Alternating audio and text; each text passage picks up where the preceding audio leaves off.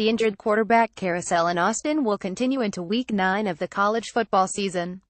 Shane Buechele started the season opener for Texas, but ceded the job to Sam Ehlinger the next two games because of a bruised throwing shoulder. Returning to the starting lineup in Week 5, Buechele suffered an ankle injury in the win over Iowa State that allowed Ehlinger to start the next three games. In the last of those three games, Ehlinger suffered a head injury that left him in concussion protocol, and his status for this Saturday's game against Baylor up in the air.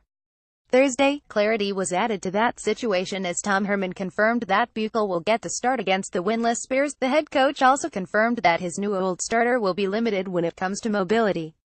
Extremely limited, it appears. I think he can move around enough to not be a sitting duck, certainly, Herman said according to the Austin American-Statesman. But we're not going to ask him to run the football. I don't think that's prudent when we have one trained quarterback to go into the game with. For accounting purposes, Buechele is 11 as the starting quarterback this season and Ehlinger is 23. There's literally no one who saw this Florida State season playing out the way it has, no one. Last week, we noted that, at 24, FSU was off to its worst start to a season since Bobby Bowden's last year in Tallahassee. In Week 9, things got exponentially worse for Jimbo Fisher and crew as Boston College bullied and pushed around a team that came into the season ranked third in the country in a 353 win in Chestnut Hill Friday night. It marked the Eagles' first win over the Seminoles since October of 2009, Bowden's last year. The Eagles ran for 241 yards on the Seminoles, 149 of those from A.J. Dillon, while FSU could manage just 64 on the ground on the night. The embarrassing loss drops FSU to 25 on the year, which means that, with just 4 games remaining, they will likely need to win out to avoid being shut out of a bowl game for the first time since the 1981 season. Left on the schedule home games against Syracuse and FCS Delaware State, road trips to a pair of rivals, number 7, Clemson, unranked Florida. It should be noted that there are a couple of scenarios in which a 5-win FSU could earn a bowl invite, although that merely serves to underscore how close to bottom they've gotten. To bookend this abysmal first 3 quarters of 2017, FSU is now off to its worst start since Bowden's first season with the Seminoles way back in 1976. That 56 record was also the last year that the football program failed to win 7 or more games in a season.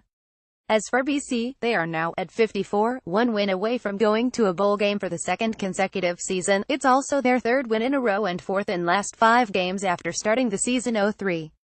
Texas starting quarterback and center will be watching from Austin when their team plays at Baylor on Saturday, as neither were cleared to participate in the contest as they continue to go through concussion protocols.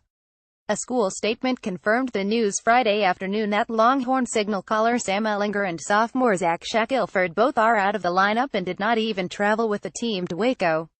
Head coach Tom Herman already confirmed that Shane Buechele would start under center, but there had been some holding out hope that Ehlinger would be cleared in order to back him up in case of an emergency.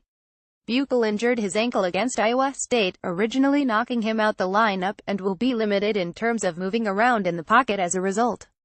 Junior QB turned receiver Jared Hurd is set to be the backup against the Bears at his old position. Perhaps just as big of a loss for the Horns as that of Shackelford, who was a big force on the interior of the line. With him out, junior Terrell Cuny is set to start at center. Baylor is 0-7 on the season and a 9-point underdog on Saturday, but the issues on the Texas offense could certainly make things a lot more interesting in Waco between the two in-state rivals this week. A short trip ahead of a key Big Ten game has apparently turned into a very long day of travel for the Michigan State football team. The Lansing State Journal's Cody Tucker passes along the news that the Spartans will not be taking a 1-hour flight to the Chicago area after their plane was grounded due to unspecified issues. Instead, the team will be busing over to Evanston.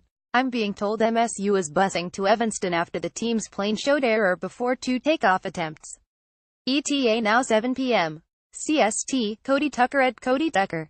LSJ October 27, 2017. The team was supposed to do a typical day before walkthrough at Ryan Field, but it seems that plan has been scrapped thanks to the slower form of transportation into the area.